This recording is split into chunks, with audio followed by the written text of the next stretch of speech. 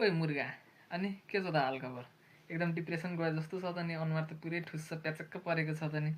अनि अस्ति भ्यालेन्टाइनमा खुब उफ्रिँदै डुल्न गइस् होला, घुम्न गइस् होला, पैसा सैसा खर्च गरिस्, डरै खर्च गरिस् होला।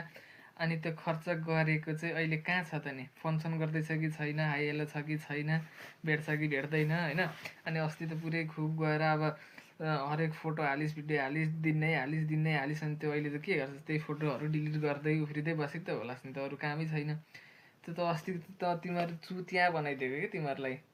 त्यो जोसँग घुम्न गइस् तिनीहरू सबैले, केटाले होस् कि केटीले, सबैले एकअर्कालाई चुतिया बनाएको। तँसँग पैसा थियो गयो घुम्न। अहिले अब मुर्गा, सबभन्दा ठुलो मुर्गा भएको छस् तिमीहरू, स्क्याम। अस्तिको त त्यो आए आँप गयो झटारो मात्रै हानेको, आयो ठिकै छ गयो ठिकै छ।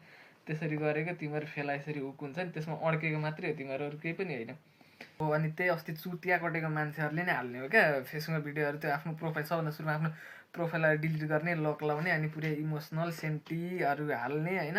त्यही त्यो चुतिया कटेकोहरू, त्यो भ्यालेन्टाइनमा जो मुर्गा भयो चुतिया भयो तिनीहरूले नै हाल्ने हो क्या यो। अनि अब तिनीहरूले फेरि ज्ञान दिन्छ, हो यस्तो गर्नु हुँदैन, त्यस्तो गर्नु हुँदैन, फोकस करियर भनेर तिनीहरूले नि भन्ने भाइ।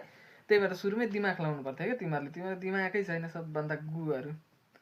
ल यति नै होस्, या न छोटो।